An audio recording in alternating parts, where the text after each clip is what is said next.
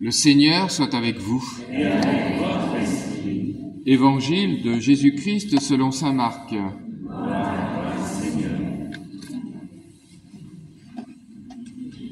Après l'arrestation de Jean le Baptiste, Jésus partit pour la Galilée proclamer l'évangile de Dieu. Il disait : « Les temps sont accomplis, le règne de Dieu est tout proche. Convertissez-vous et croyez à l'Évangile. » Passant le long de la mer de Galilée, Jésus vit Simon et André, le frère de Simon, en train de jeter les filets dans la mer, car c'étaient des pêcheurs. Il leur dit : « Venez à ma suite, je vous ferai devenir pêcheurs d'hommes. » Aussitôt, laissant leurs filets, ils le suivirent. Jésus avança un peu et il vit Jacques, fils de Zébédée, et son frère Jean, qui étaient dans la barque et réparaient les filets. Aussitôt, Jésus les appela. Alors, laissant dans la barque leur père Zébédée avec ses ouvriers, ils partirent à sa suite. Acclamons la parole de Dieu.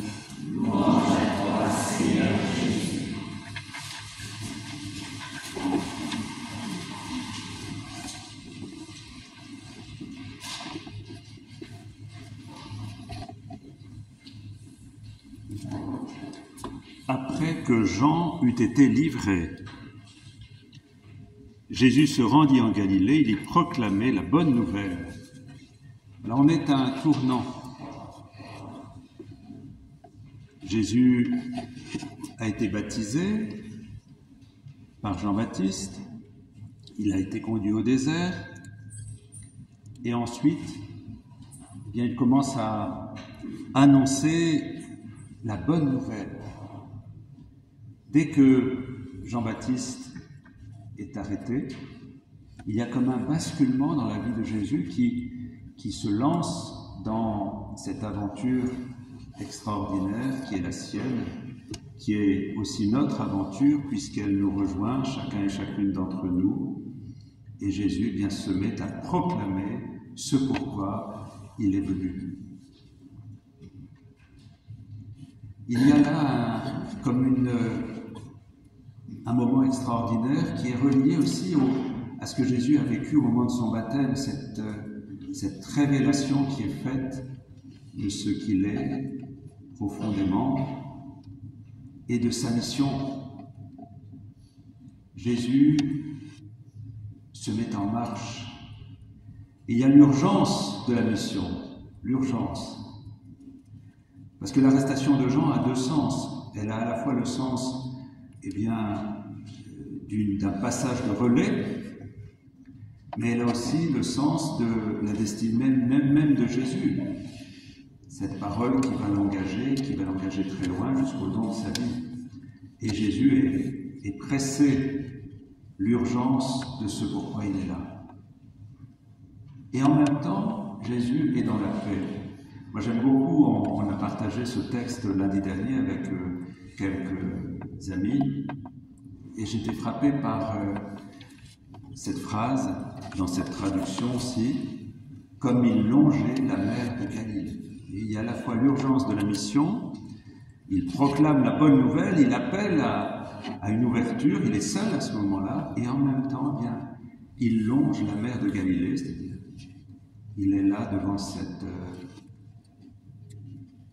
lieu, son regard se porte au loin, Et sa mission, aussi, il voit si loin, si loin. Ça rejoint, je me souviens de sœur Madeleine Gilles, qui est une religieuse qui est morte très âgée, chez les sœurs de Sainte-Marthe, qui écrivait, voilà, la mer, ça indique que c'est la terre tout entière, toute l'humanité qui a besoin d'être rejointe. Bien, Jésus est là devant cette immensité de sa mission, et il longe la mer, il marche dans la paix.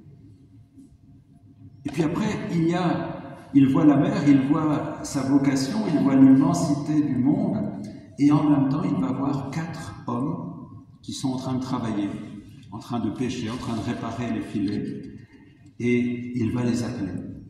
C'est la constitution d'une première communauté, une communauté fraternelle qui va avoir une mission à partager, une mission à porter, donc cette communauté dont nous faisons partie. À la suite des apôtres, c'est nous aussi qui sommes appelés à accompagner Jésus, comme tout à l'heure il a été dit par Annie, accompagner Jésus dans sa mission, l'aider, il nous demande son aide, notre aide pour lui, pour notre mission à sa suite. Alors ce qui est extraordinaire, c'est que à peine ils sont en train de travailler, ils sont en train de réparer les filets, ils sont en train de pêcher, et il suffit que Jésus leur dit, venez, et ils quittent tout, ils laissent leur père dans la barque, ils laissent leur travail, et puis bon, c'est pas un récit historique dans la mesure où il n'y avait pas un journaliste, vous savez, comme maintenant, qui prenait les photos pour dire voilà comment ça s'est passé. Ça nous dit quelque chose. Ça nous dit quelque chose de très important. C'est que quand Jésus passe dans notre vie, toute chose est changée. Et nous sommes mis en mouvement, nous sommes mis en route, nous sommes mis dans un état nouveau, un état de vie.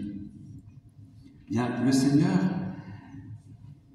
il va appeler ces hommes, et le fait qu'ils répondent aussitôt, ça nous dit qu'il y a une ouverture de leur cœur qui se passe. Une ouverture de leur cœur qui va les mettre en mouvement, qui va les déplacer. Cette fascination qu'opère Jésus. Vous voyez ce tableau qui est derrière, on voit ce Christ plein de lumière qui est là, qui attire le regard et qui nous centre. Jésus, quand il passe, il exerce une fascination, je crois. Une fascination par sa parole, une fascination par tout son être qui est dans la paix et qui en même temps plein de cette force de vie qui entraîne.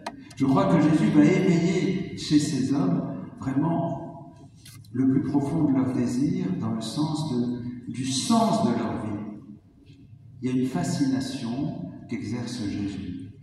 Et en même temps, Jésus leur apporte une paix immense. C'est ça qui est assez magnifique, c'est qu'à la fois, Jésus les met dans la paix, parce que Jésus est dans cette sécurité qui est dans le Père. Vous savez, Jésus, il a les pieds bien enracinés dans la terre, il marche paisiblement le long de la mer, et en même temps, il a le cœur dans le Père. Donc, il est totalement centré dans cette dimension horizontale, verticale. Jésus marche paisiblement. Et en même temps, Jésus voit au loin, il voit la mer et il voit l'immensité du monde et de la mission des cœurs qui attendent. Alors Jésus a ce double aspect, c'est qu'à la fois il met dans la paix et qu'il entraîne un mouvement. Pour nous, ça peut paraître contradictoire. La paix, ce serait quelque chose de statique et le mouvement, ça serait autre chose. Et bien, Jésus, il y a les deux. Il y a à la fois la paix et la sécurité profonde, parce que sa vie est entre les mains du Père. Il sait que même s'il est appelé à donner sa vie, il est entre les mains du Père et sa confiance l'habite profondément. Et en même temps, il y a le souffle de l'Esprit qui le fait avancer, qui le fait regarder la vie comme un chantier d'amour. Vous voyez, cette fascination que Jésus exerce va rejoindre le désir profond de ces hommes qui sont là, au bord de la mer, en train de travailler. Et c'est pour ça qu'ils se mettent en mouvement, parce qu'ils se sentent rejoints dans ce à quoi ils aspirent au plus profond d'eux-mêmes. Ils sentent que là, il y a finalement la réponse à leur attente la plus profonde, l'attente la plus profonde de vie. Je sais personnellement que je vous ai déjà raconté, mais qu'un jour il m'est tombé entre les mains, je ne vais pas vous raconter comment, mais enfin, le livre est tombé entre les mains, qui s'appelait Jésus-Christ tel qu'il est, un livre que j'ai dévoré en quelques heures, alors que moi je ne suis pas un grand lecteur, et à la fin d'avoir lu ce livre du Père Monnier, j'ai compris que là était le sens de ma vie, dans cet amour qui était révélé en Jésus, dans ce Dieu d'amour. Ça a complètement bousculé ma vie, et puis ça m'a mis en route, c'était en 1977, vous voyez, ça fait un bail déjà, et jamais je n'ai regretté cette nuit, parce que c'était une nuit, jamais regretté cette nuit où ma vie a basculé, parce que j'ai découvert dans le visage de Jésus, dans son regard surposé sur moi, l'immensité de l'amour de Dieu. Il y a un chant qu'on a pris à la maison de retraite, à l'EHPAD, il y a combien de jours qu'on a célébré la messe? Il y a vendredi. On a chanté un chant que j'aime beaucoup, que plusieurs doivent connaître, c'est « Oh, ce regard, je ne l'oublierai jamais. Oh, ce regard, je ne l'oublierai jamais. » C'est le regard que le Christ pose sur ces êtres qu'il appelle. Un regard qui va venir les rencontrer au plus intime de leur être et les mettre en mouvement. Alors c'est aujourd'hui encore, parce que c'est pas une fois que Jésus passe. Jésus passe tant de fois dans notre vie, tant de fois. Et à chaque fois, il vient nous chercher pour nous rendre vivants. Et il y a urgence à accueillir cette vie. Non pas comme les gens de Ninive parce qu'on a peur, mais parce qu'on est saisi par la folie d'un amour qui vient rejoindre le désir le plus profond de notre cœur. Et que le Seigneur nous donne de continuer cette aventure merveilleuse, parce qu'il est là, au milieu de nous. Vous voyez, il est là. Il est là, bien enraciné, et en même temps habité de lumière pour nous entraîner dans la lumière de l'amour qu'il reçoit de celui qu'il appelle Père, qui est en même temps le souffle qui pousse ses pas jusque au-delà, c'est de cet horizon sans limite où il rejoint chacun et chacune d'entre nous. Eh bien, que le Seigneur nous donne cette immense joie de nous laisser toucher par son regard, de nous laisser habiter par cet amour, de nous laisser entraîner par le désir profond qu'il met dans notre cœur.